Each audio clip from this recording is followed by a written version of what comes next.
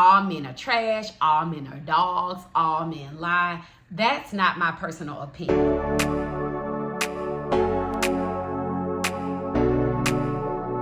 Hi guys, welcome to my YouTube channel. If you've been off the dating scene for a while and you're ready to hop back in, I have 3 tips for you that will help you find a more compatible person so that you can have more qualified candidates, and hopefully, eventually, if marriage is your goal, this will help you find a better partner. So it's been said, y'all, that there is urine in the dating pool. Yes, pee. And so I am going to give you 3 tips on how to find more qualified people that will not waste your time. Now, there's exceptions to every rule. This is a general 3-tip rule that I've always used in any relationship I've had. Most of my relationships have been a lot of give and take. They've been mutually beneficial, and now I'm married. So hopefully this is the last relationship and I won't have to get back out there into the dating pool. I met a lot of people. It was a lot of trash. There were a lot of good guys too, do not get me wrong. I know a lot of women believe that all men are trash, all men are dogs, all men lie. That's not my personal opinion. I've never agreed with that. First of all, I don't put everyone into one category. There's no stereotype here when it comes to that. My dating experiences have been with some of the most thoughtful, kind, giving, loving men on this planet. And I just believe that you attract the energy you put out. I'm going to give you ladies my 3 tips that I used while I was out there dating that helped me find good quality men. Tip number 1, set expectations early. I know a lot of people don't believe in setting expectations in the beginning. You're supposed to just have fun, which all of that is true. You should just get to know someone on a friendship level, because if it does become a long-term relationship, when y'all aren't feeling romantic, when you don't feel in love with them, if that's your friend, you're going to want to work through things. You're not going to want to give up. You're not going to want to go to someone else outside of the relationship to fulfill what your partner may not be fulfilling. Just make sure that when you're in the fun phase, your first 1 to 3 months, while y'all are having this fun, that you're paying attention to how does he treat his mom? How does he talk to his friends? You have to make sure that you're paying attention to what kind of person he is. Not the kind of person that you want him to be. What kind of person is he? If you want to get married, throw it out there. Hey, I know we just met each other, we out here having fun, but ultimately, yeah, marriage that's on my list. How do you feel about marriage? I have a kid, but I want some more. Or if you don't want more kids, let them know. Talking about finances, family, religion, and faith, throwing those things in the conversation early on will help to see if you're aligned with that person, so that you know if that's truly a good candidate for you. And keep in mind, if your expectations run them away, that wasn't your person anyway. Don't try to force anything. Let's say you have a list. You meet someone, he checks off every single item on your list, and then you get to some of your non-negotiables like smoking, being disrespectful to women in general. Make sure that your non-negotiables are simply that. Make sure they're non-negotiable. You want kids and they don't.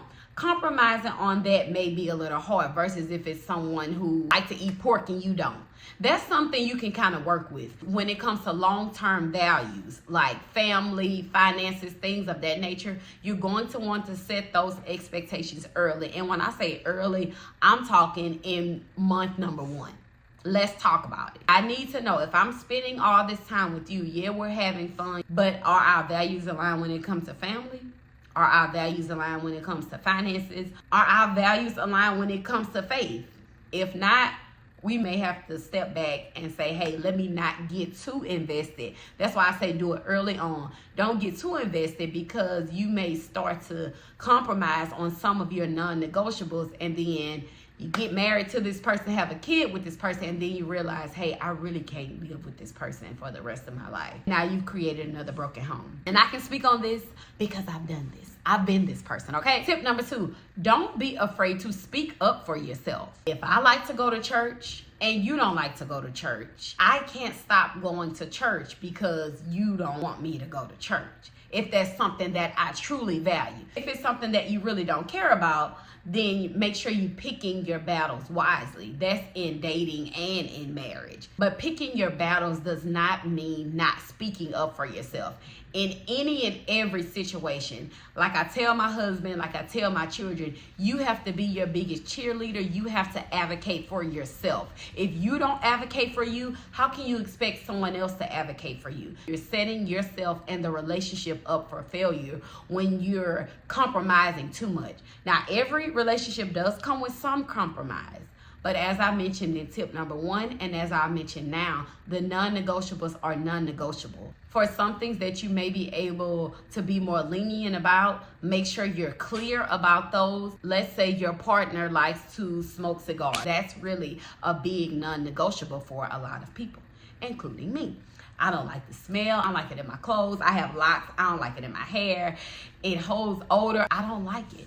And so smoking is really a non-negotiable for me. So if I start dating this guy and I let him know in the beginning, hey, I really don't like people that smoke, but I'm kind of lenient about it. I'm like, but if you do it, it's okay, I guess. But I don't really like that. And then this man starts catering to me, loving on my kids, loving on my family. He's goal oriented, he's ambitious, but he still smokes. I have to make sure if that's something that I stand on that I truly don't like, we need to cut this short before we get too deeply invested. So that's why I say make sure you just speak up for yourself. No one else can hype you up like you can hype yourself up.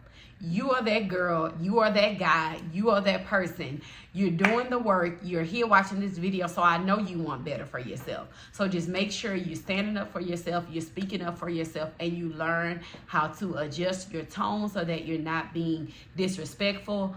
Communication is something that can be worked on. I would rather you over communicate in a relationship than not communicate, or put your feelings on the back burner for someone else. There will be some compromise, but not everything has to be a compromise.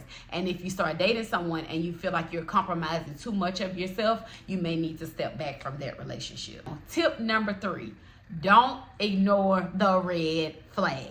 If we haven't dated in a while, we get real excited when we like someone, especially if they're attractive, baby, because the lust be lusting. Do you understand? They have some fine, attractive people in this world. And when you find someone who checks off most of your list and they look good, baby, it can have you in relationships and situations way longer than you should. However, we have grown, we're going to be mature, we're going to think long-term in these relationships, and we're going to make sure that we're not ignoring the red flags. Now, when I say don't ignore the red flags, that doesn't mean when you see a red flag, immediately cut somebody off. That's not what that means. I simply mean address the red flags. If you meet a guy or a girl, y'all start vibing, you like them, they like you, you see, oh, this could really go somewhere. If they have bad breath, that's not something you can ignore because you have to talk to this person. If you're thinking long term. Now, short term, maybe y'all just talk on the phone, maybe y'all just FaceTime. If it's someone you like, you're going to want to be around them. But you have to make sure you find a way, let them know they have bad breath and they need to work on that. Because obviously they don't have good friends and family telling them, or they could simply have halitosis. You never know these days. But that ties into hygiene. If hygiene is important to you and it's not that significant to the person that you're dating or that you're interested in, y'all need to address that. So address the red flags. Don't just end the relationship because it may be a situation or a red flag where they're just simply not aware. That's been one of my biggest hurdles in my marriage. When my husband and I were dating, there were a lot of things that he had been exposed to, some things I wasn't exposed to. You're married, you're literally trying to merge and become one. Lack of exposure could be a red flag.